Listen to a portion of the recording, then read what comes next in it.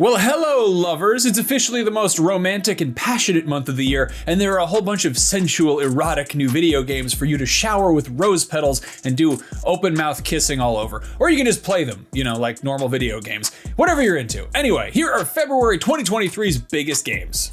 On February 2nd, Deliver Us Mars comes to the Xboxes, PlayStations, and PC, and this deep space survival sequel to 2018's Deliver Us the Moon has you rooting around up on that red planet, as the name would suggest. On February 10th, Hogwarts Legacy comes to PC, PS5, and Xbox Series, and it's a divisive topic for a lot of reasons, but on a strictly logistical level, PS4 and Xbox One owners won't get it until April 4th, and then Switch players are gonna have to wait all the way until July 25th. But you know what? Regardless of what platform you are or are not playing this game on, please just try to be civil in the comments below, because good heavens, I'm sick of this discourse.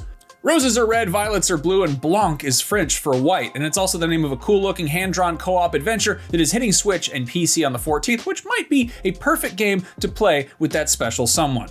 If that's too lovey-dovey and artsy-fartsy and you'd rather whoop a bunch of ass by yourself, there's also Wanted Dead on PC and the non-Switch consoles, which looks over the top even by Team Ninja standards. I am intrigued. On the 16th, there's Theatrhythm Final Bar Line, which sounds like it could be about waiting to buy drinks after last call at a music venue, but it is in fact a rhythm action game set to the tune of 385 carefully selected tracks throughout the Final Fantasy series. That is on PC, PS4, and Switch. Still on the 16th on PC is West Dynasty, which starts out like a frontier survival game, but if you survive long enough, that frontier gets a little bit less wild, and it starts to look a little bit more like a cowboy city builder, but it's got those doors that swing, the saloon doors with the cowboy doors. And you probably get spittoons too, I don't know.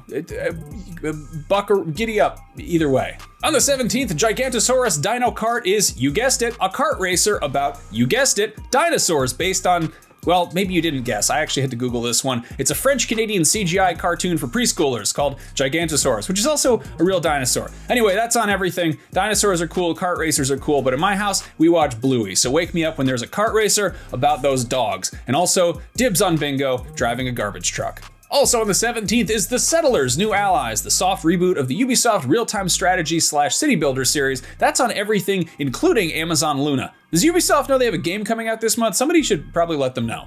Tales of Symphonia Remastered is a nice fresh and clean overhaul of the 5th entry in the Tales series, which was originally released on GameCube back in 2003. And it doesn't seem like that long of a time, but that was actually 2 decades. Surprise, you're old.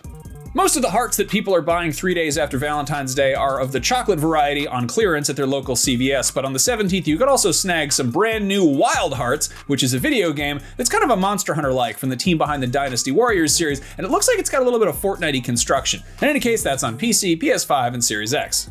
If your heart longs for something more radioactive than monstrous, the Soviet Bioshock-like Atomic Heart drops a few days later on the 21st for everything but Nintendo Switch, along with the much-demanded Western release of Like a Dragon Ishin, which is the feudal Japanese samurai spin on the series formerly known as Yakuza, but rather than just a regular localization and port, RGG Studios went all out and gave this a full modern overhaul from the ground up, and it looks gorgeous. That's coming to PS4, PS5, Xbox One, Series X, and PC. I thought I was almost done because February only has 28 days, but then I remembered that on the 22nd, the PlayStation VR 2 launches along with a big pile of launch titles, many of which are new, some of which are new to a Sony VR headset, and some of which are just upgrades of previously available PSVR 1 titles, and some of those are actually free to people who own the PSVR 1 version. Anyway, the big one is Horizon Call of the Mountain, the standalone VR story in the universe of Zero Dawn and Forbidden West, which will undoubtedly be a pretty solid way of test driving this new headset. If you want a much more literal way of test driving this headset, Gran Turismo 7 also gets a free PSVR 2 mode at launch. Honestly, Sony's promised 30+ launch games on or around release date for the new PSVR, so if you're an early adopter, I'm sure we will have some coverage elsewhere, but I am on a deadline, so let's talk about those regular games that don't require the $550 hat. Also that day in the non-VR space is Digimon World Next Order, though I guess Digimon technically involves virtual reality on a narrative level, but my point is, it is out for PC and Switch. On the 23rd, everything except Switch gets Blood Bowl 3, the unlikely crossover between the extremely British fantasy tabletop game Warhammer and the extremely American and confusingly named sport of American football. Anyway, it's getting a sequel, so I guess orcs and touchdowns go together like chocolate and peanut butter, or beans and toast if you're in PAL territory. Speaking of bowls, as well as combining incongruous food products in hopes of creating something great, well, you can do that in Chef Life, a restaurant simulator. I was pretty wild about Cooking Simulator, no relation, but that one you could put a propane tank in the deep fryer and set half of the kitchen on fire and then break a bunch of bottles by throwing salamis at them, which was pretty funny, though not really that related to actually cooking.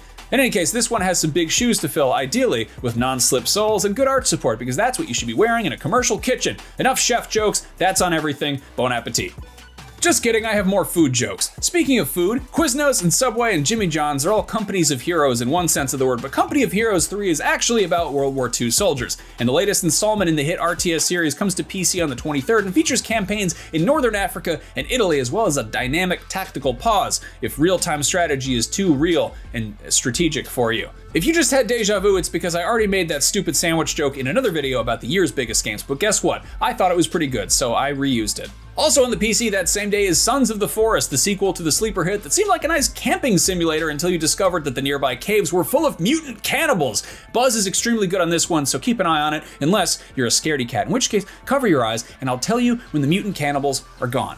Okay, you can look now. February 24th should really be renamed Kirbyuary Kerbal because not only is Kerbal Space Program 2 hitting early access on PC, but Kirby's Return to Dream Land Deluxe is also hitting Switch. One of these games is about lethal disregard for safety precautions in the name of science, and the other is about eating your enemies to gain their knowledge and power. Video games are horrible. My mother was right.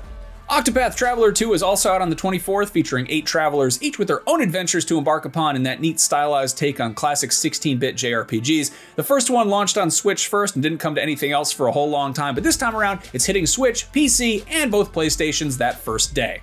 On February 28th, Destiny 2's next big expansion, Lightfall, comes to all the things that Destiny is out for. And if you play Destiny, you probably already knew about this, and if you don't, well, now you do. So, surprise, Destiny Lightfall coming soon.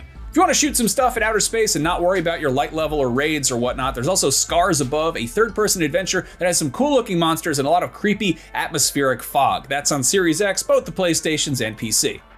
And there you have it. It's the shortest month, but it's still jam-packed with games, and darn if it isn't romantic. Which of these games are you going to ask to be your Valentine, and which one do you secretly admire? Which game's advances will you reject and scorn it forever, completely breaking its heart? Let me know in the comments below. I will see you next month unless you see me in another video on IGN like the one I do each month about streaming releases, or if you just run into me at CVS, showing up too late to get that discount Valentine's candy, but beating the rush for those Cadbury eggs and jelly beans.